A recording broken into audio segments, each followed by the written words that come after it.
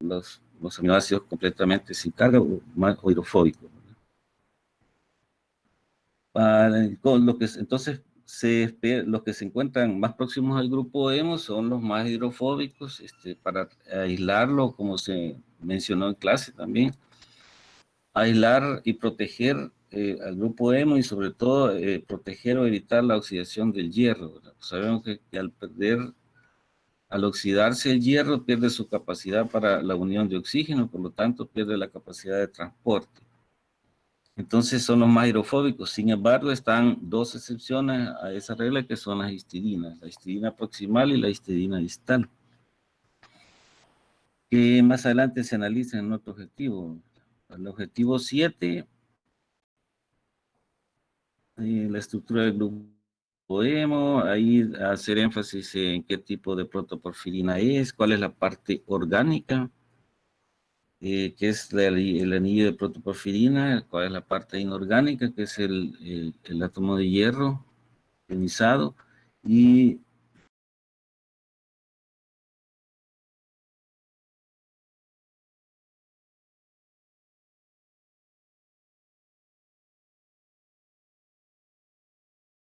de ahí tal vez el grupo hemo también, acordarse que tiene también grupos sustituyentes, ¿verdad? Tienes 8 posiciones.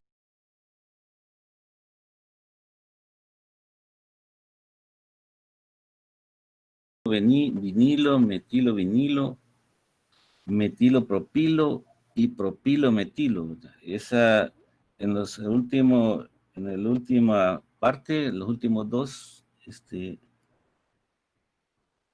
anillos de pirrol hay una alteración en el orden, eso los hace que sean protoporfirinas de tipo 3, pero en este caso es del tipo 9, ¿verdad? Que pertenecen a la familia de protoporfirinas del grupo 3 también.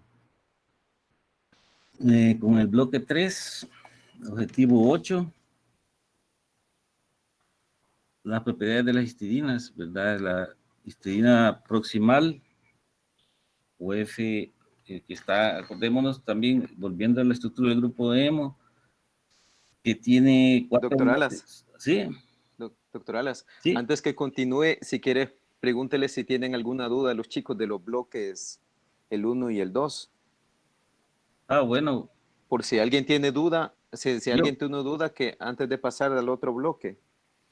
Bueno, también, ajá. Si alguien tiene alguna duda sobre esa parte, los primeros 2 bloques.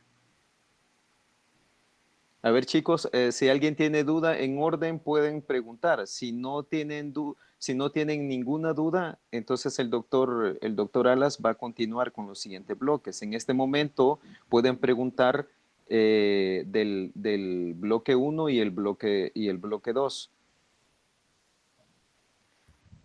Bueno, entonces, perdón, ahí hay una. Ajá, Jesús Colocho parece que quiere preguntar. Ajá. Sí, del bloque 2 yo tengo una duda sobre el objetivo 6 que aún no logro entenderlo bien. ¿El qué? ¿Cuál dice? Repítame. El objetivo 6.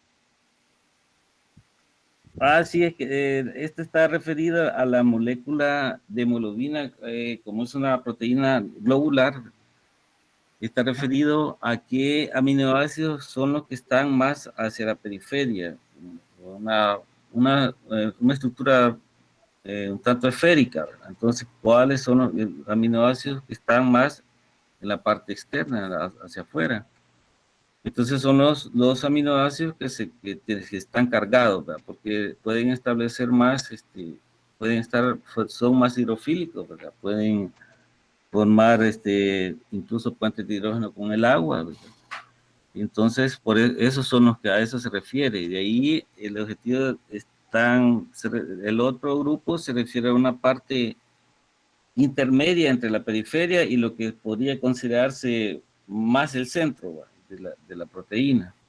Entonces, en esa parte intermedia son los que son polares, pero no tienen carga, pero sin embargo son polares. Y lo que está en la otra parte, los otros son los que están en el centro, que son del centro, como les dije, ese principio que se cumple en membranas, en las micelas, en principio en en la biología de estas moléculas, las partes hidrofóbicas son las que están más al centro. En las lipoproteínas se ve también ese mismo patrón y en la membrana celular también, ¿verdad? Entonces, y las partes que están cargadas son las que interaccionan más con el agua.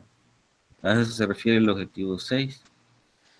Gracias, doctor Ale. Aquí Natalia Alvarado pregunta que si explica el objetivo 7 del bloque 2, por favor, otra vez, dice.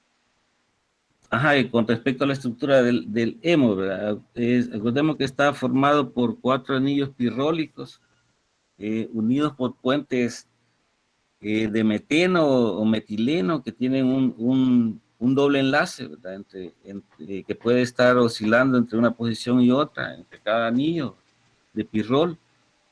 Entonces, tenemos los 4 anillos de pirrol unidos por esos enlaces de meteno, ¿verdad? Entonces, y en el centro está la molécula, el átomo de hierro, que está formando enlaces de coordinación con los nitrógenos de cada uno de los anillos. Entonces, ahí son enlaces de coordinación o un covalente dativo, ¿verdad? Que se considera también, en el cual se comparte una molécula, aporta los 2 electrones. Entonces, pero además de esos 4 enlaces de coordinación, uno con cada anillo pirrol, se puede analizar en un plano, están en un plano los 4 anillos de pirrol. Sin embargo, el átomo de hierro puede formar también enlaces con otras posiciones de coordinación en la parte superior del anillo y hacia la parte inferior. Entonces, de ahí depende cómo se esté diagramada la molécula, pero a un lado, ya sea arriba o abajo, es con la histidina proximal, que se está formando, está unido el hierro a la histidina proximal de una molécula de globina. Y Gracias, doctor. Ajá. Mire, doctor, aquí Víctor Castillo pregunta que si podría explicar un poco más detallada la estructura supersecundaria, y Armanda del Carmen que si explica la titulación de la histidina.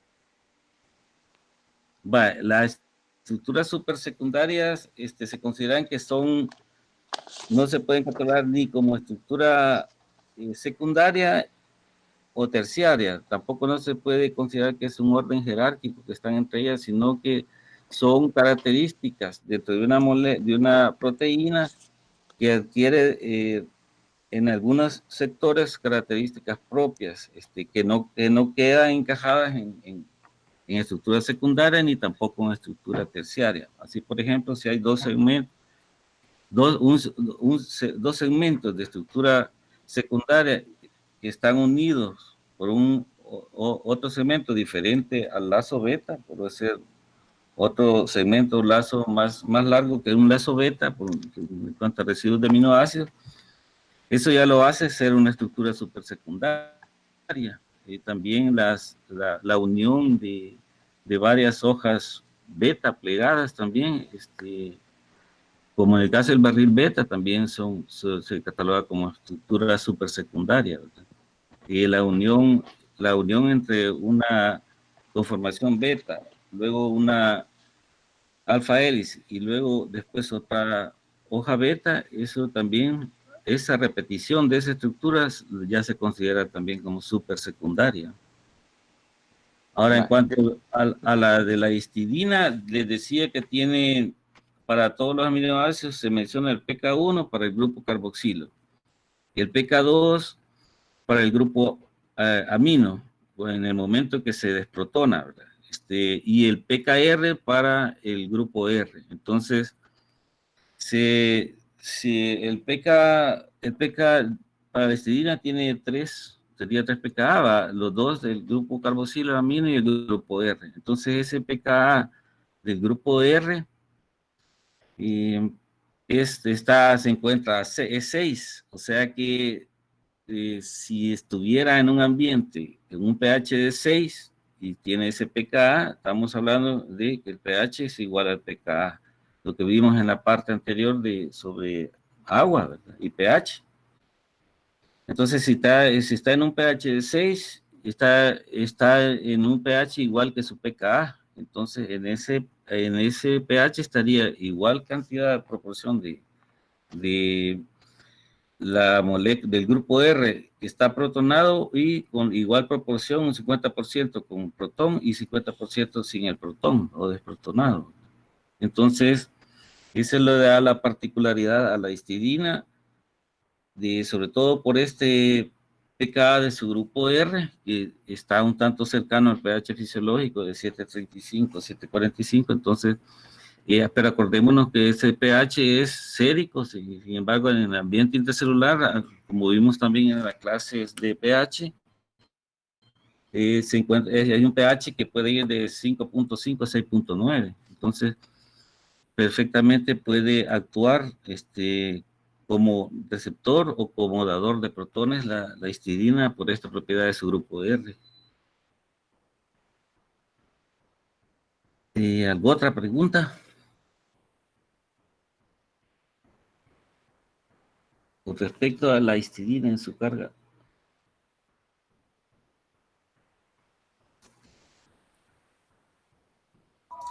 Yo tengo una pregunta, doctor, es que yo me acuerdo como que la histidina participaba como amortiguador, ¿verdad? Así es. Entonces mi pregunta es que yo no he entendido muy bien a qué se refiere, digamos, con la curva de titulación, cómo se va a desplazar, digamos, si hay un cambio de pH. O sea, una molécula, un grupo ionizable tiene un pKa determinado. Entonces, si se ubica, primero hay que tener en cuenta el pKa del grupo o molécula de la cual se esté tratando, y luego el pH del medio en el cual se encuentra. Entonces, si el pH del medio en el cual se encuentra es más bajo, quiere decir que está en un medio más ácido. Entonces, eso va a hacer para que la molécula que puede perder o mantener un protón, lo va a mantener porque está en un medio ácido. Entonces, en un pH menor que su pKa, la mayor proporción de especies químicas va a ser la que conserva el protón. Ahora, si esa molécula con su pKa es colocada en un pH mayor a su pKa, entonces estaría en un medio donde hay más especies básicas. Entonces, esas especies básicas van a tender a desprenderle el protón que tiene.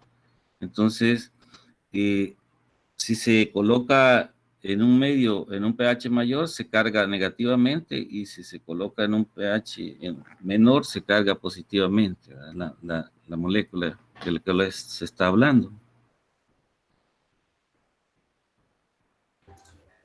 Gracias. Ajá. Ahora, con lo de la histidina, que puede, sí, pues, por esa propiedad, por ese pKa que tiene cercano, que es 6 de 6, y que a nivel intracelular puede perfectamente tanto aceptar protones o donar protones, y por eso puede actuar como un anfótero, una molécula que puede donar protones o aceptar, o actuar como ácido o como base, dependiendo de la circunstancia metabólica. Bueno, Doctor, si quiere continúe con los siguientes bloques, porque creo que ya... Ajá. Con el bloque 3, decíamos las propiedades de la histidina proximal, que es la F8, ¿verdad? Es la que decíamos en el grupo hemo, decía las 4 posiciones de coordinación en el plano, con cada anillo de pirrol, y las otras 2, en un lado está con la histidina proximal, o F8, está unido, el átomo de hierro, estamos hablando del hierro del hemo, y en el otro está la otra histidina, que es la distal, o E7, ¿verdad? Entonces, con esa no está formando enlace el hierro, sino que en ese lugar es donde forma el enlace con el oxígeno. Pero próximo al oxígeno, un tanto cercano, está esta histidina distal, o E7, ¿verdad? Entonces, ¿cuál es la importancia? Dice, en la estructura y función biológica de la hemoglobina y hemoglobina. En ambas están esas 2 histidinas adyacentes al grupo hemo. Entonces, la importancia de la F8 es la que está unida al hierro, la proximal. Entonces, está participando en la fijación del grupo hemo a la globina, ¿verdad? Y el caso de la E7, de que decimos que está un poco cercana al lugar donde se une el oxígeno, como lo pueden ver en los esquemas, ¿verdad? La importancia que tiene es que establece una unión favorable para la unión de oxígeno, que se ha visto que in vitro el oxígeno se une al grupo hemo, aunque esté solo el grupo hemo aislado, se une con cierta formación de un ángulo entre el primer oxígeno y el segundo de la molécula de O2. Y que para el caso en el monóxido de carbono, in vitro también aisladamente, el grupo hemo se une en forma perpendicular al plano del hemo. Entonces, la histidina distal o E7 permite que la molécula, el segundo átomo de oxígeno, mantenga esa angulación, que naturalmente la mantiene siempre, la trata de mantener siempre. En cambio, ya dentro ya sea en la molécula de hemoglobina o hemoglobina, esa histidina distal o E7 es un obstáculo para que el monóxido de carbono se une en forma perpendicular, el átomo de oxígeno al de carbono, del monóxido de carbono. Pues, y eso, la importancia es que al cambiar esa conformación de unión perpendicular a cierta angulación para el monóxido de carbono, le disminuye la afinidad por la hemoglobina, ¿verdad? Por el grupo hemo. Entonces la unión, y eso una afinidad que puede ser así en el laboratorio, puede andar de 20 a 25,000 veces, y al hacer eso, al provocar esa angulación por impedimento estérico o espacial, ya queda siempre con mayor afinidad por la hemoglobina, el monóxido, de unas 200 veces nomás, lo cual, debido a que las proporciones de monóxido son bajas en el ambiente y en el organismo se producen también en muy poca cantidad durante la síntesis del grupo hemo. Disculpe, doctor, una pregunta. Eso es compensado, solo termina, eso es compensado por la alta proporción de oxígeno. Vale, ¿cuál era la pregunta? En sí, con respecto a, no es sobre el tema, sino que hay compañeros que desean involucrarse en la asesoría, pero no les aceptan la solicitud. Y me estaban comentando que no, que ya han intentado meterse varias veces, pero les dice que no pueden unirse. No sé si ahí podrían Ahí, ofrecerles. no sé si el doctor Douglas está todavía, porque él les estaba dando entrada. Hola, Doctor, sí, dígame. escuchó que algunos han estado intentando agregarse y no han podido. Pero no he visto, no he visto el mensaje que quieran unirse. Si quieren, díganle que intenten de nuevo. Ajá. Bueno, entonces que intenten de nuevo. Entonces decíamos siempre el objetivo 8, esa es una de las funciones importantes de la histidina distal o E7, ofrecer un impedimento espacial o estérico para que el monóxido se una en la forma natural que tiende a unirse, y eso le baja la afinidad un tanto, aunque sigue siendo mayor que el del oxígeno por la hemoglobina, pero eso se compensa por las altas presiones parciales de oxígeno, entonces eso hace que se anule prácticamente el efecto dañino, ¿verdad?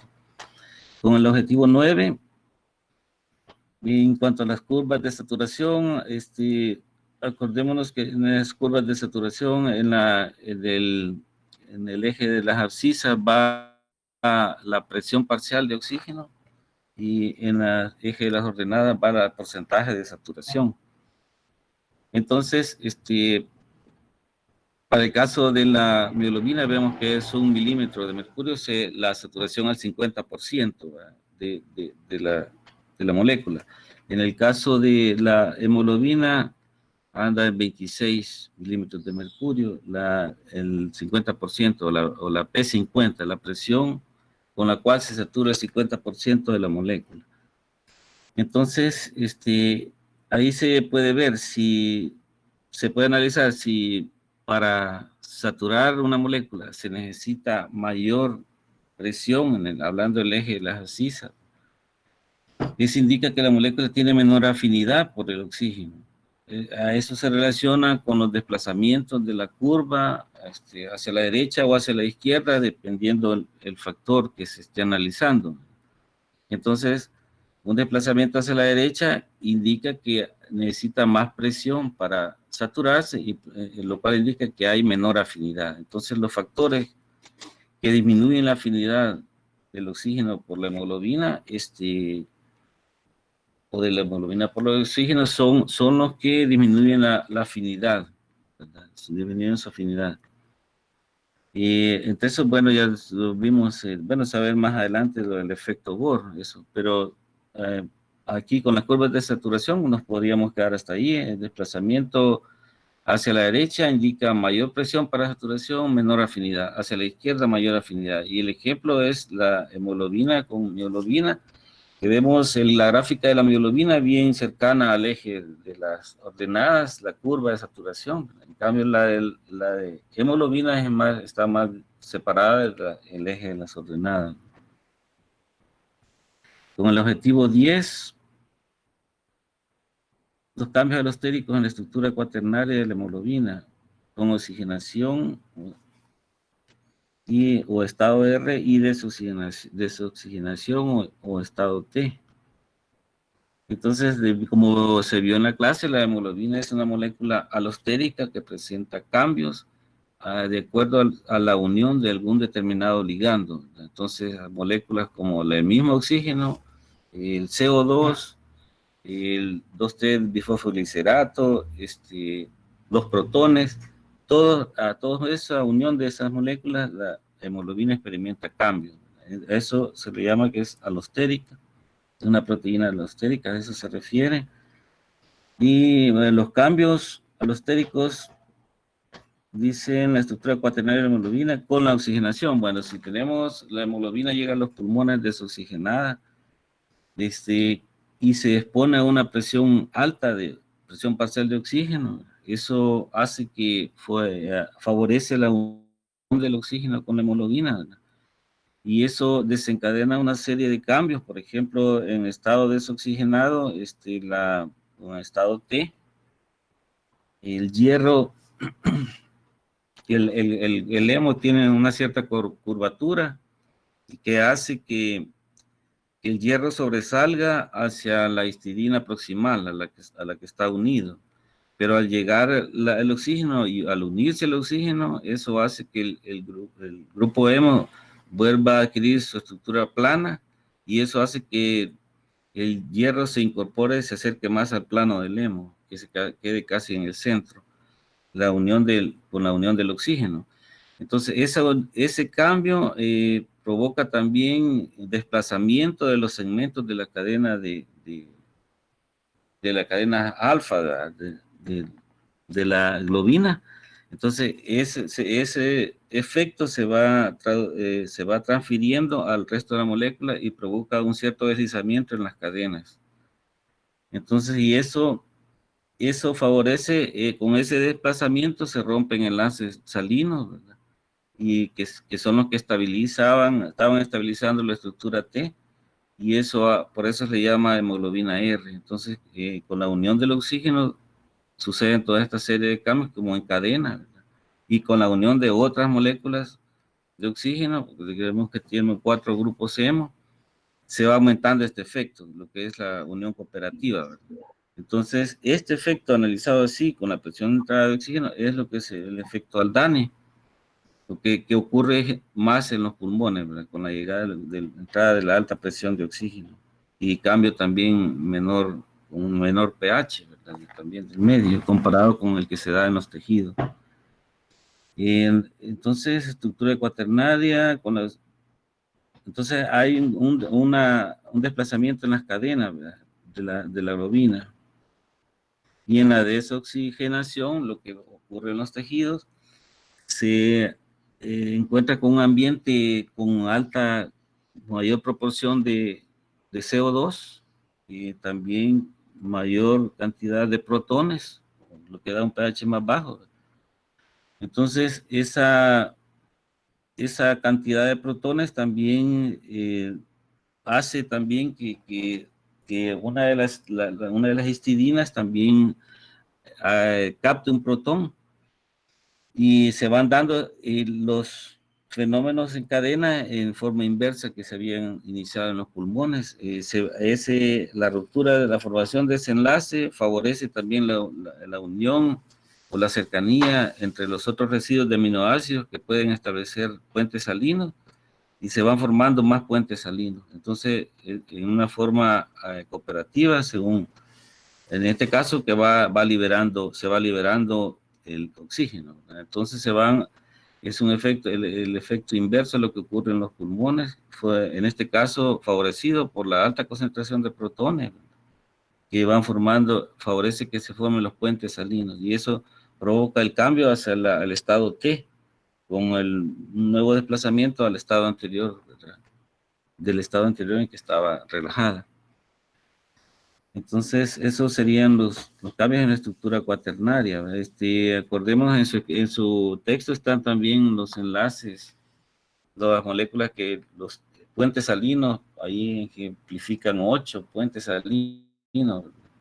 Por ejemplo, de las cadenas alfa, los extremos, uno tiene carga positiva con otro negativa, están también al final, acordémonos que la hemoglobina, las cadenas alfa, las 4 cadenas inician con valina como residuo en el amino terminal, ¿verdad? Las cadenas alfa terminan con arginina en el extremo carboxilo.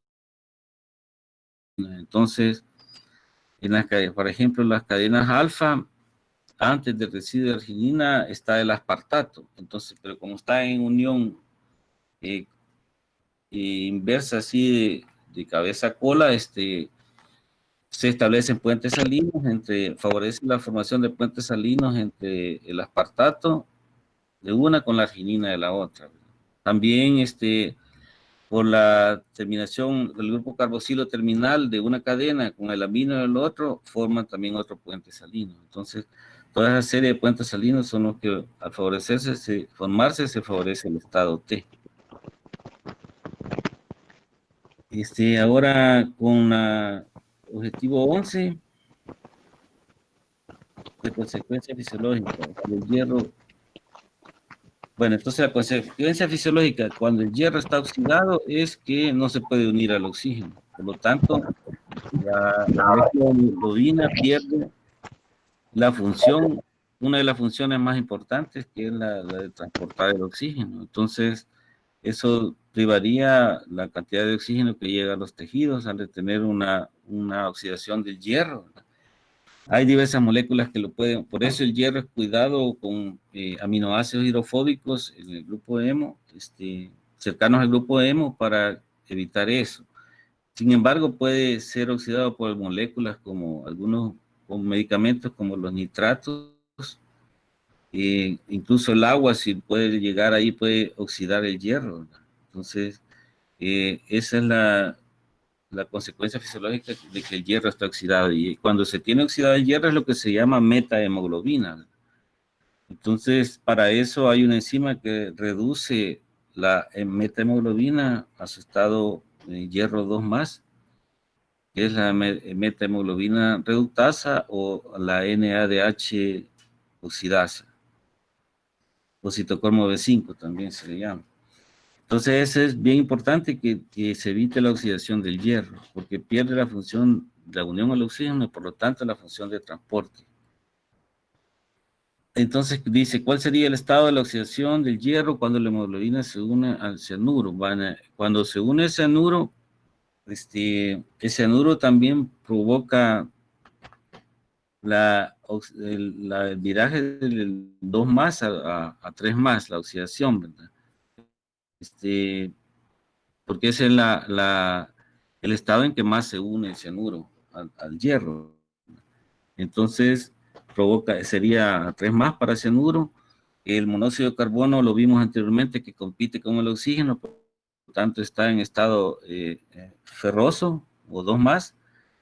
El oxígeno ferroso o dos más, y el CO2, recordemos que la unión del CO2 no es directamente en ese sitio, sino que el CO2 se une a los extremos aminos de la globina, ¿verdad? Entonces forman los productos carbamino, entonces eso no afecta al estado de ferroso del grupo, del hierro del grupo M. Bueno, ¿alguna pregunta hasta acá? Preguntas, chicos, a ver, antes de pasar al otro bloque, por favor, pregunten.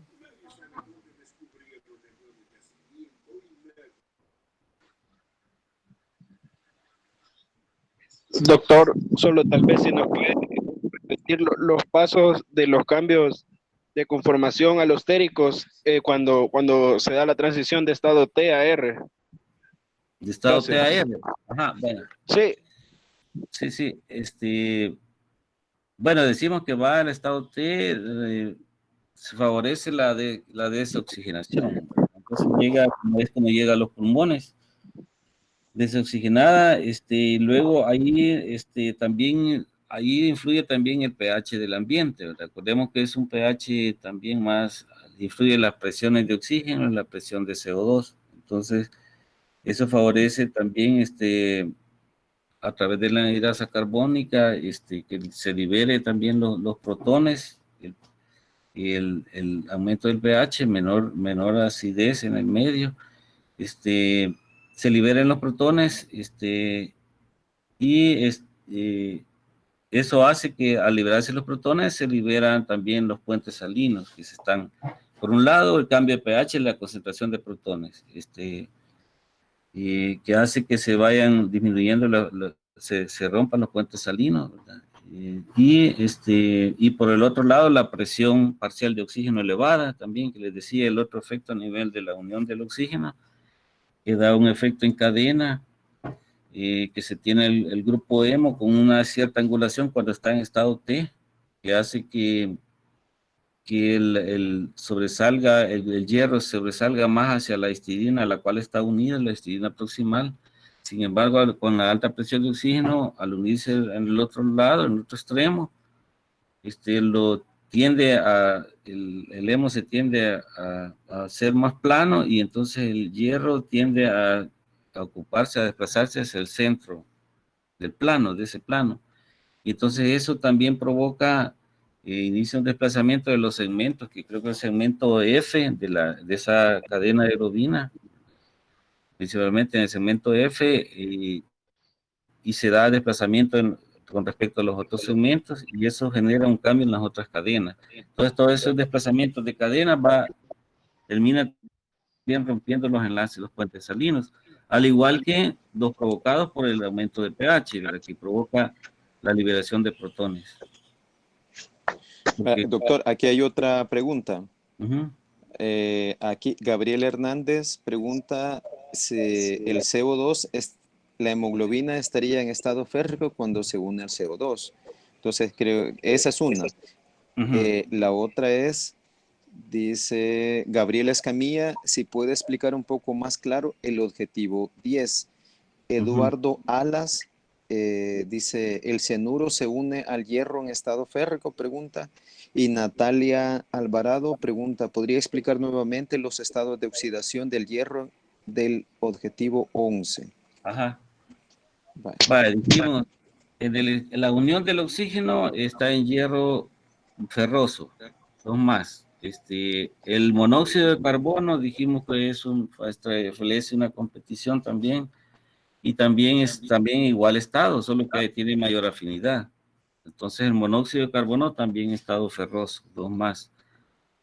Ahora, con el CO2, les mencionaba que la unión no está hablando no se da ahí a ese nivel del grupo hemo, sino que la unión del CO2 se da con los grupos amino, pero de esa forma los grupos carbamino. Entonces, eso no está afectando al ambiente inmediato del hemo, por lo tanto también se une en estado ferroso, dos más, el CO2. Con el cianuro siempre existe cierta un poco de duda en cuanto a que el cianuro se une más al estado +3. Ahora, la duda existe un tanto en que si en el momento de que se une, lo cambia del estado 2 más a 3 más, ¿verdad? Entonces lo oxida, pero sí se toma como que el cianuro está unido. Tal vez el objetivo debería decir el estado de oxidación del hierro cuando está unido a esta molécula. Ya unido, el cianuro está en estado, ya unido, está en estado férrico, 3 más. Eso, También ¿verdad? preguntan del monóxido de carbono. El monóxido de carbono hace, recordemos, si se ven los esquemas, tienen similitud de la estructura de los enlaces y cuando es oxígeno, ¿verdad? Entonces, está el monóxido de carbono, está en estado ferroso, 2 más. ¿Pero Ahora, por qué? con lo de los cambios, decía, alostéricos, decía, a nivel pulmonar, mayor pH, eso disminuye, acordémonos que viene el bicarbonato transportado por el plasma, ahí entra los glóbulos rojos y eso hace que se desprenda a través, con la participación de la anhidasa carbónica, toma los protones y lo convierte a CO2. Entonces, al perderse esos protones, eso favorece que se forme el estado R, lo que me preguntaban del estado T al estado R. Al perderse esos protones, por la anhidasa carbónica después son convertidos a CO2, se pierden los puentes salinos y se va perdiendo el estado T. Y otro efecto por otra vía lo hace el oxígeno, con la alta presión de oxígeno, que provoca un cambio de conformación por un desplazamiento de la molécula al unirse de la cadena, del segmento de cadena al cual se está unido, que el cual es transferido al resto de las cadenas y entonces eso también termina de romper los enlaces salinos y eso favorece al estado R que se da en los pulmones. Lo contrario ocurre a nivel tisular con una mayor concentración de protones que de CO2, para que la grasa carbónica terminan formándose protones y entonces esos protones también tienden a que se formen nuevamente los puentes salinos. Y con el desprendimiento de los oxígenos que se va dando paulatinamente, también se va volviendo a adquirir la conformación de estado T que favorece la formación de puentes salinos. Eso va. Bueno, Entonces, ahora, sí, con el bloque 4, el objetivo 12, el cambio de concentración. Bueno, esto es el cambio de concentración de protones, es lo que refiere el efecto Bohr, ¿vale? También se va a ver en el objetivo 3 está también explicar el papel de la hemoglobina en el efecto Bohr y el DAN. Entonces, el efecto Bohr lo está referido más, aunque si ven en algunos textos, el efecto Bohr lo hablan indistintamente si está hablando de a nivel pulmonar o a nivel de tejido. Sin embargo, anteriormente se dividía un poco para analizar más detalladamente los efectos en el efecto Aldane a nivel de pulmones y efecto Bohr a nivel de tejidos. Entonces, el efecto Bohr habla sobre que cambios en la concentración de protones y en la presión parcial de CO2 provocan cambios, como mencionamos anteriormente, es una proteína alostérica, cambios en la afinidad de la hemoglobina por el oxígeno. Entonces, si tenemos mayor concentración de protones, eso hace que se pierda, disminuye la afinidad de la hemoglobina por el oxígeno, por el efecto que mencionábamos, hay mayor presencia de protones, tiende a formar más puentes salinos. Y la presión de CO2 también, ¿verdad? Acordémonos que ahí está la anhidasa carbónica en los glóbulos rojos, que ese CO2 lo va a transformar también en más protones. Entonces, ese es el efecto Bohr. Disminuye la afinidad de la hemoglobina por el oxígeno ante un aumento de la concentración de protones y un aumento de la presión parcial de CO2. Eso, y el efecto Haldane lo describí anteriormente con el aumento de la presión de oxígeno que provoca la serie de cambios que mencionaba. Y que al final rompen los puentes salinos, favorece el estado R y el estado oxigenado de la hemoglobina. Eso es el efecto Haldane. Ahora, el objetivo 14, cómo las proteínas son la expresión de la información genética, pues que no han visto esa parte, pero en biología supongo que también ya lo deben haber visto, cómo la información genética fluye a través de la molécula de ADN. Para el caso de una síntesis de una proteína, se tiene la molécula de ADN, de la cual se transcribe un segmento o un gen, y que forma el ARN mensajero. Ese ARN mensajero, en el caso de las células eucarióticas, sale del núcleo y se dirige al citoplasma donde están los ribosomas, y ahí ese ARN mensajero es traducido a proteínas, ¿verdad? Pero la lectura, esto es parte del código genético que se ha utilizado en este caso, y la lectura se va dando, la codificación para cada aminoácido se va dando cada serie de 3 bases, ¿verdad? 3 bases, codifican un aminoácido determinado o un punto de finalización de síntesis de la proteína, porque a esa serie de 3 bases se llama codones. Entonces los codones que indican que finaliza la síntesis de una proteína son codones de terminación, ¿verdad? Los demás codifican para un aminoácido determinado. Entonces esto es lo que se ve en la enfermedad que estamos analizando en esta discusión, ¿verdad? Entonces, a eso se refiere el papel, supongo las proteínas son una expresión de la información genética. Entonces, la síntesis de proteínas la codificación va en el ADN, va a los genes, que lleva la información, se transcribe una molécula de ARN mensajero, y este ARN mensajero en las células eucarióticas sale del núcleo, en las procarióticas, porque la célula del núcleo, pues de una vez en algunos casos, de una vez se va iniciando la síntesis de la proteína, cuando aún no se terminaba de finalizar la transcripción.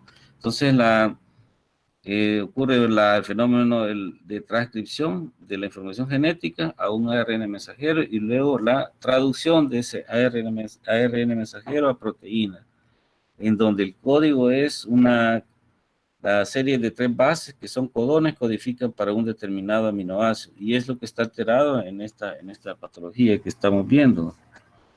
Entonces, a eso se refiere el objetivo 14.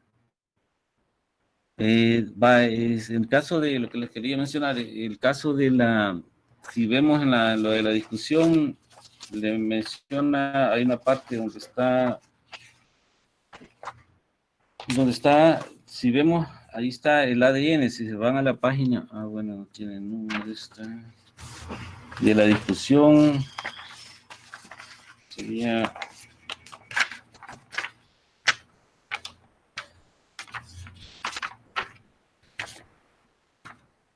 como a las 5 hojas, hacia atrás donde está el ADN, ARN y proteína, en la página de la discusión. Sería a partir del inicio, 1, 2, 3, 4, en la página 8, desde el inicio de la discusión, la página 8. Ahí se tiene lo que les mencionaba. Entonces, en la parte, bueno, perdón, que esto también se ve en un objetivo, pero de una vez lo vamos a ir adelantando. En el caso de esta enfermedad, se tiene una alteración genética en el gen que codifica para la globina beta. Entonces, en la posición 6 del aminoácido que debería estar en la posición 6, ocurre un cambio, ¿verdad?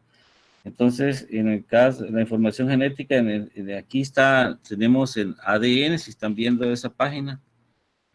Una cadena es la que se le llama cadena codificante. Por ejemplo, aquí cuando tenemos ADN normal, para el caso de la posición 6 de la cadena de globina beta, normal GAG. Y mutación, cambia de GAG a GTG, de guanina, adenina, guanina, guanina, timina, guanina. Entonces, ahí vemos esa cadena es la cadena codificante, ¿verdad? Esa es la cadena codificante, ahí está el codificado el gen, pero sin embargo, luego tiene adyacente está la cadena complementaria. Acordémonos que el ADN está en forma de doble hélice, formando enlaces entre las bases. Entonces, tenemos el gen, la cadena, se le llama cadena codificante, luego la cadena que se transcribe es la que está adyacente al gen, frente al gen, como está acá.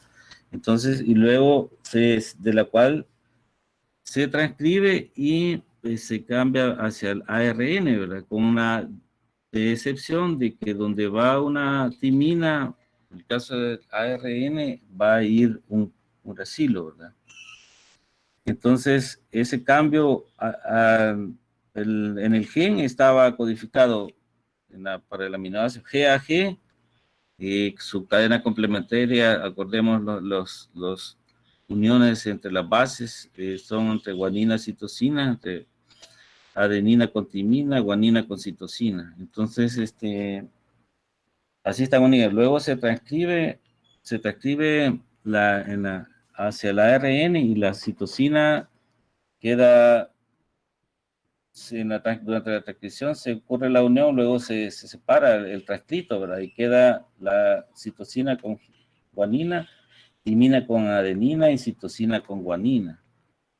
Eso es lo normal en la célula con anemia de células falciformes. Vemos cómo hay citosina queda con guanina, adenina queda con uracilo, en este caso por ser ARN, ¿verdad? Y citosina con guanina. Entonces, en una transcripción de un gen, si decimos el gen en la cadena codificante, luego frente está la cadena que se va a transcribir, y ya al transcribirse queda el gen normalmente igual a la cadena codificante, con la excepción para ARN, en lugar de timina tiene uracilo. Entonces, este cambio provoca que en el codón de ARN, que el normal es guanina, adenina, guanina, en la célula anemia con células falciformes, queda guanina, uracilo, guanina. Entonces, la guanina, adenina, guanina codifica para glutamato, y la guanina, uracilo, guanina codifica para valina, a nivel ya de los ribosomas en la síntesis. Entonces, ese es el cambio principal. Entonces, de esto les mencionaba porque ahí, si se pregunta, podría preguntarse el cambio que ocurre a nivel, no sé, si podría preguntarse, el cambio que ocurre es a nivel del gen, es de GAG, cambia a GTG. Pero podría ser que preguntarse el cambio a nivel de los codones. En los codones cambia de GAG a GUG. Entonces, es diferente dependiendo del nivel del que se esté hablando ahí. Bueno, volviendo con los objetivos.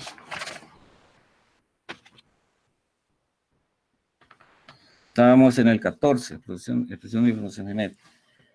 Vale, entonces esa es una breve así descripción cómo ocurre eso ahí, y de una vez la alteración que se está viendo en la enfermedad de anemia de células falciformes. El objetivo 15, este era el objetivo, que es explicar la mutación más común a nivel de ADN en la anemia de células falciformes y el cambio estructural a nivel de la hemoglobina y del eritrocito. Bueno, entonces a nivel de ADN ya lo vimos. GAG por GTG. Ese es el cambio principal que ocurre. Ahora, en el gen, ¿verdad?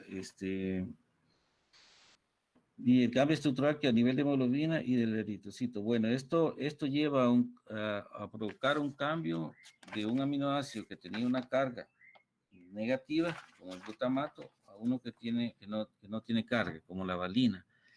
Entonces, es lo que mencionábamos antes, se relaciona con lo que se mencionó anteriormente, con las lo que preguntaban sobre los aminoácidos, cómo se ubican en la molécula de hemoglobina. Entonces, ese cambio de un aminoácido cargado con carga negativa a uno apolar provoca que se favorezcan las interacciones hidrofóbicas con alguna otra región de otra molécula de globina que también tenga una región hidrofóbica.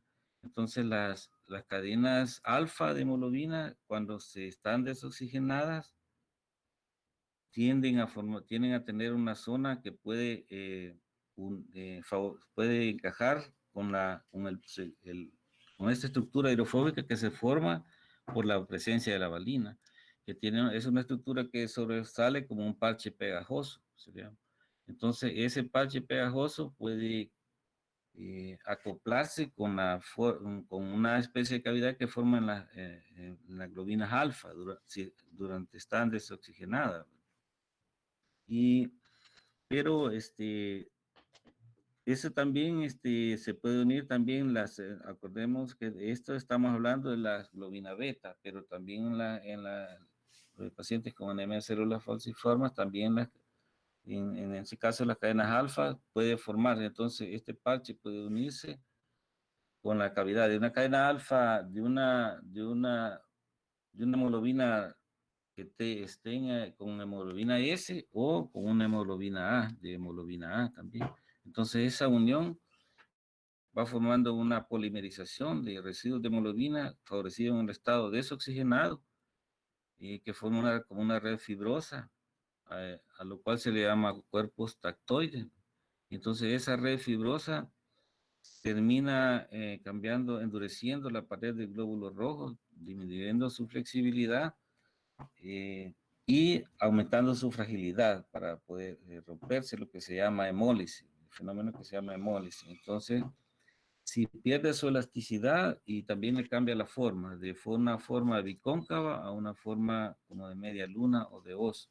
Entonces, esa forma se dificulta adaptarse a los sitios donde la circulación disminuye grandemente, como en los capilares, y entonces ahí se pueden dar los sitios de obstrucción.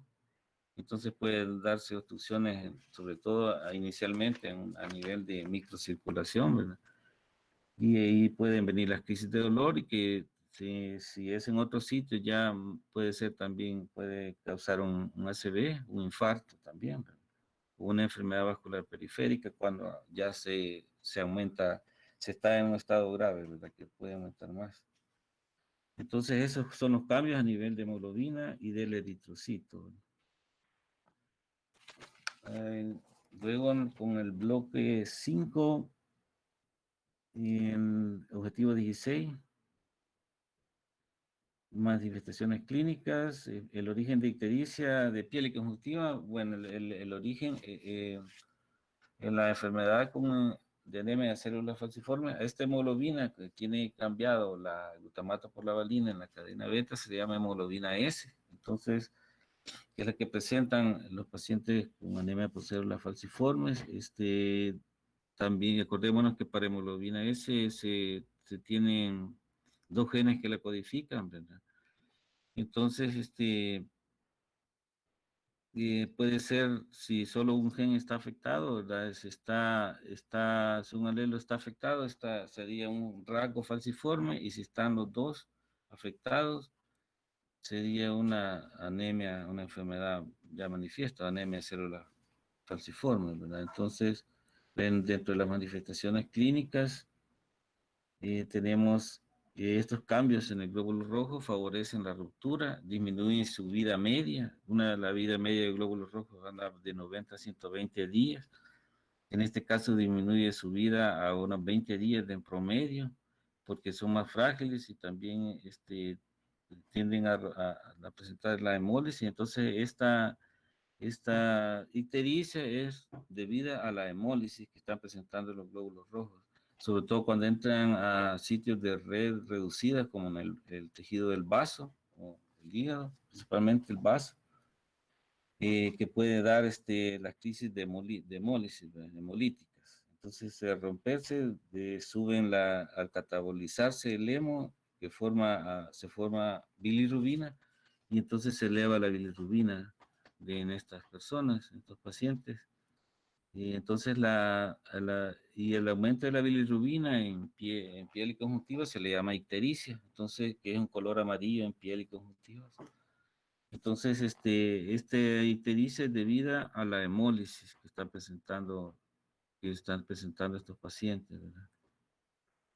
Ese, principalmente. Entonces, si tenemos una ictericia causada por hemólisis, se aumenta la bilirrubina, que, bueno, más adelante se va a ver en la especie de bilirrubina que se eleva, pero en general proviene de la hemólisis. En el objetivo 17, los síndrome de anemia y vasoclusión. Entonces, si se tiene hemólisis, por un lado, la ruptura de los glóbulos rojos, y por otro, la vida media más corta. Esas dos causas nos generan anemia. Entonces, en estos pacientes, las manifestaciones, como en el paciente del caso clínico, parece que tenía 6 de hemoglobina, se genera una anemia. Entonces, en la generación de la anemia estaría como causa la hemólisis y la vida media reducida del glóbulo rojo. Y el otro fenómeno que se menciona es la vasoclusión, ¿verdad? Por lo que se mencionó, la menor rigidez y el cambio de forma, la menor elasticidad y cambio de forma hace que tiendan a obstruirse los capilares, ¿verdad? Y esto explica las manifestaciones clínicas del paciente, que son crisis hay que acordarse y diferenciar entre lo que es hipoxia, ¿verdad? La hipoxia es una baja concentración de oxígeno en los tejidos también, y la de isquemia, que es una baja de la perfusión de sangre a los tejidos. Entonces esto ocasiona las dos cosas, una isquemia y con hipoxia. Si se tiene una obstrucción completa, llega a la necrosis de los tejidos. Entonces, con solo la isquemia ya se puede estar presentando el síntoma de dolor. Por ejemplo, en el dolor del corazón tenemos la enfermedad isquémica del corazón que da la angina de pecho, que se le llama, es provocada por una isquemia, una reducción de la circulación a nivel de las arterias coronarias y da un dolor. Y a nivel periférico da los fenómenos de claudicación, que cuando una persona está haciendo ejercicio, llega un momento en que tiene que parar por el dolor.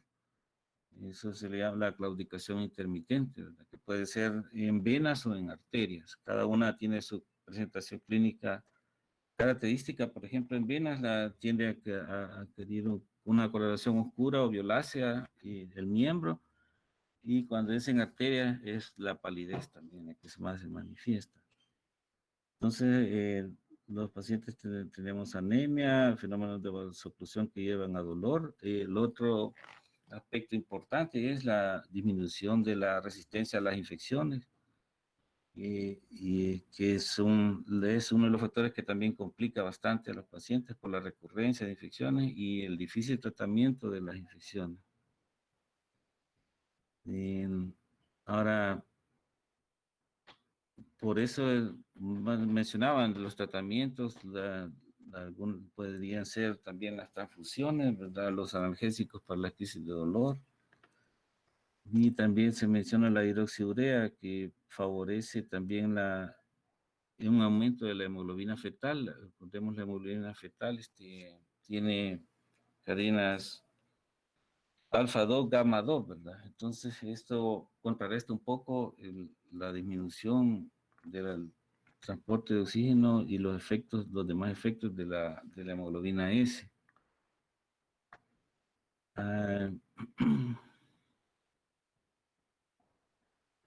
Ahora, cuando el objetivo 18, el patrón de herencia es autosómico recesivo. Entonces, quiere decir que para que se presente la enfermedad deben estar los dos alelos afectados, ¿verdad? Y en este caso, el caso que vimos ahorita, se relaciona con la relación que guardan parentesco familiar, entonces puede favorecer a que estén más presentes los alelos.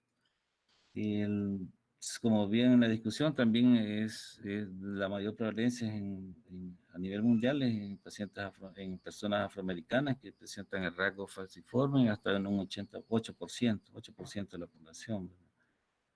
Entonces, para analizar este objetivo, para analizar la probabilidad de que tener un hijo o una hija con rasgo o con la enfermedad desarrollada, entonces aquí pues lo más práctico es hacer la tabla de Punnett, ¿verdad? Que ponerle los dos, el cuadro y hacer para analizar bien el porcentaje para evitar estar más seguro pues, de lo que se puede responder en ese aspecto.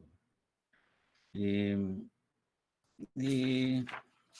el objetivo 19 del falciformismo con la resistencia a la malaria. En esto hay dos teorías. Se menciona que el rasgo de células falciformes es un factor que, como selectivo a nivel de selección natural, que le aumenta un factor de protección contra la malaria, ¿no? Se analiza así como un factor de protección. Entonces, las dos teorías que para esto es, uno, que lo que mencionaba, la duración menor del glóbulo rojo, la vida media, y que evita que el parásito que hace un ciclo dentro del glóbulo rojo, entonces al durar menos, tiene menos tiempo para desarrollar su ciclo vital, y entonces eso es una causa de que el parásito muere y ya no cause la enfermedad, el desarrollo del paludismo, como de un falcíparo, ¿no? Y la otra teoría es que al ser un mal transportador de oxígeno, la hemoglobina S tiene menor aporte de oxígeno y eso hace que el parásito no pueda oxidar eficientemente los combustibles y lo lleva a un estado de desnutrición que también le causa menor periodo de vida, ¿no? Serían las dos teorías. Y no sé, ¿alguna pregunta sobre eso?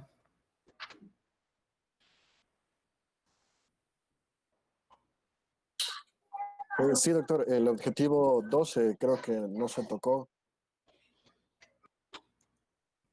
Les mencionaba el efecto Bohr, quedó pendiente el 2,3 bifosfolicerato. Entonces, lo de los protones, sí, el efecto del cambio de concentración de protones era el aumento del cambio de concentración de protones a nivel de tejidos, favorece que participe la anhidrasa carbónica, ¿verdad?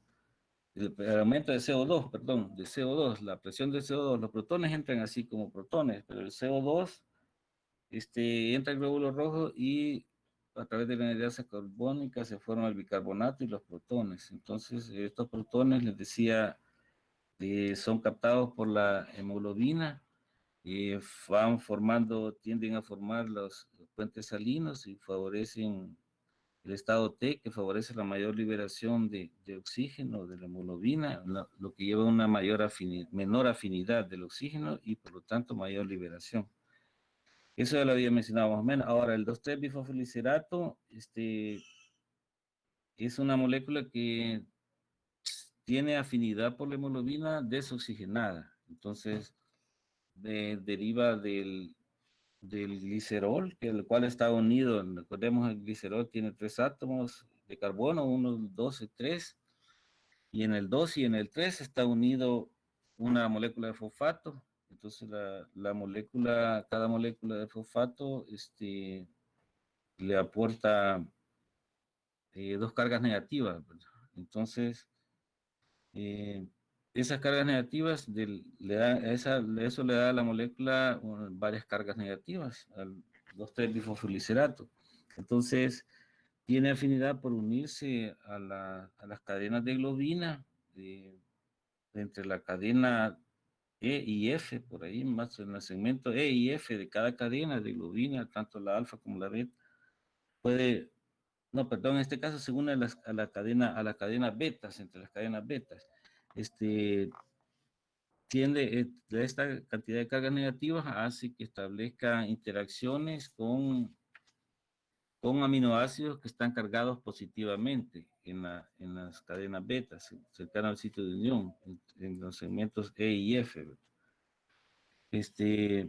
Pero acordémonos, como la molécula de hemoglobina está plegada, pueden estar residuos de aminoácidos del extremo amino también cercanos. De hecho, está uno con el cual establece interacciones el 2,3-bifosfolicerato. Entonces, las cargas negativas del 2,3-bifosfolicerato se unen entre las dos cadenas beta, pero con cada una se une con 3 residuos de aminoácidos con carga positiva, con cada cadena beta, que son valina, Na1, lisina EF6 e histidina H21. Tanto de un lado, de una cadena beta, como de la otra cadena beta. Entonces, eso se une por puentes salinos. Eso es lo que estabiliza la unión de los 3-bifosfolicerato. Entonces, al estar unido la molécula, eso es como que se está favoreciendo mayor cantidad de puentes salinos y por lo tanto se está favoreciendo el estado T y por lo tanto se está favoreciendo la liberación de oxígeno. Entonces, el 2,3-bifosfolicerato en la fase de transición, acordémonos que es cooperativo, cuando empiezan a liberar las moléculas de oxígeno, se va uniendo el 2,3-bifosfolicerato y eso va favoreciendo que se vaya liberando más el oxígeno, que se disminuye la afinidad y se libere más. La fuente es del 2,3-bifosfolicerato, es un intermediario de la glucólisis del 1,3-bifosfolicerato, ¿verdad? De ahí se obtiene, aumenta en las situaciones de altura, cuando las personas viven en altura, tenemos una menor presión de oxígeno, necesitan una mayor eficiencia en la liberación de ese oxígeno, y entonces por eso tienen aumentadas las concentraciones del 2,3-bifosfolicerato. Entonces, ahí tener presente a través de con qué residuos de aminoácidos se establece, qué tipo de enlace se establece con la molécula, en qué estado se favorece más su unión a la molécula y cuál es su relación con la afinidad por el oxígeno de la hemoglobina. Eso es lo que tienen que ver. Y de ahí decimos que se une en un espacio con cavidad que se forma entre las cadenas beta. Otro dato importante es que la hemoglobina fetal, dijimos 3 puntos de enlace: valina Na1, lisina F6 y histidina H21, tanto en una como en la otra cadena beta, pero en la hemoglobina fetal el residuo H21 no existe, entonces es cambiado por serina. Entonces en esa cadena de la hemoglobina fetal, eso lleva a que la unión del 2,3-bifosfolicerato sea menos fuerte. Entonces, si es menos fuerte, entonces el efecto de disminuir la afinidad de la hemoglobina por el oxígeno es menor. Entonces, eso lleva a que la hemoglobina fetal tenga más afinidad por el oxígeno que la hemoglobina A. Y de eso participa también, y eso favorece que en el caso del desarrollo del feto también, ¿verdad?, que pueda captar más, que necesita más el aporte de oxígeno durante el desarrollo, ¿verdad? Tiene más afinidad por el oxígeno que la hemoglobina materna. Eso sería como esa parte del 2,3-bifosfolicerato. No sé, ¿tienen alguna otra pregunta? Sí, doctor, mi pregunta es si el 2,3-bifosfolicerato es más afín por la hemoglobina, entonces ¿cómo se regula su unión a la molécula de hemoglobina? Las concentraciones dependen de las presiones parciales de oxígeno. Creo que es a través de bioseñalización y se percibe la disminución de la presión parcial de oxígeno. Entonces el organismo busca cómo hacer más eficiente el poco oxígeno, la disminución de ese oxígeno. Entonces ahí se regula la síntesis de mayor 2,3-bifosfoliserato.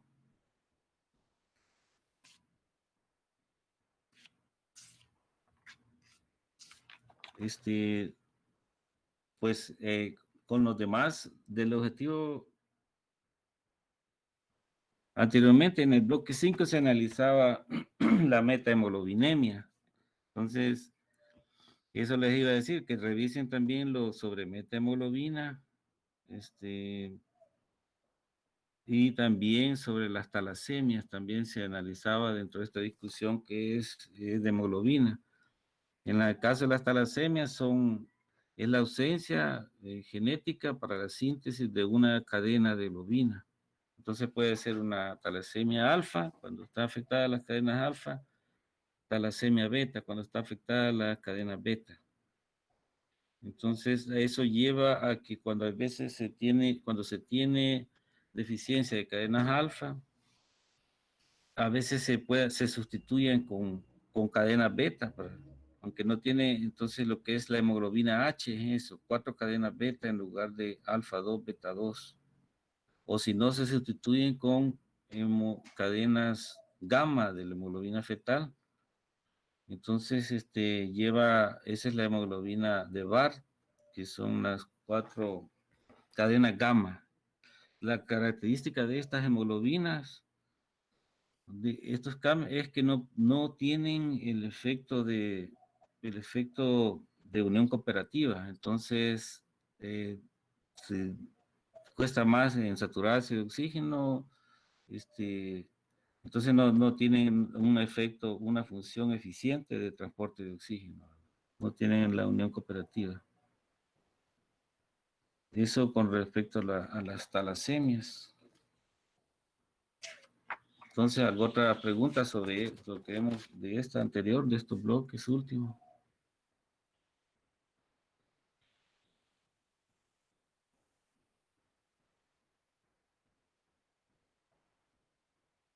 Doctor, yo tengo una pregunta. Uh-huh. Hablando del 2,3-bifosfoliserato, usted mencionó los residuos de aminoácidos a los que se unían en la cadena beta. Ajá. Entonces, no sé si lo podría repetir, por favor, y me gustaría saber de dónde sacó esa información, porque estuve revisando la diapositiva y el libro, y en el libro no da mucha información, ¿verdad? Y en la diapositiva está diciendo otros números de residuos de aminoácidos. Ajá, en Harper está eso. En la bioquímica de Harper está esa parte, siempre en lo de hemoglobina, ahí están los residuos que participan en la unión al 2,3-bifosfoliserato. Ok, doctor, gracias. Uh-huh. Uh-huh.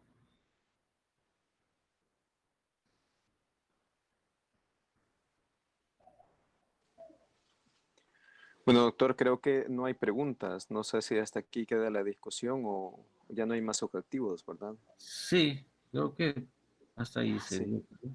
Bueno, chicos, si ya no hay más preguntas, entonces quedamos acá para la discusión, esta asesoría. Le agradecemos al doctor Alas por su colaboración, ¿verdad? Y también otra cosa, recuerden del examen corto, de este día viernes. Entonces, si no hay nada más, ninguna otra pregunta, nos quedamos hasta aquí. Gracias, doctor Alas, y éxitos, chicos, el día viernes. Oye, no falten a su asesoría. Bueno, pues nada. Ah, ya, su examen, no falten a su examen, perdón. Bueno, Gracias, nos vemos que entonces. estén bien, al igual que su familia. gracias. Gracias, doctor. Bendiciones. Buenas tardes. Buenas tardes. Gracias. Bueno, pues nada, sorry. Gracias, doctor. Bueno. Gracias, doctor. Ok, bueno, sabes. Gracias, doctor. Gracias, doctor. Bueno. Gracias. Gracias, doctor. Muchísimas gracias, doctor. Buena actividad.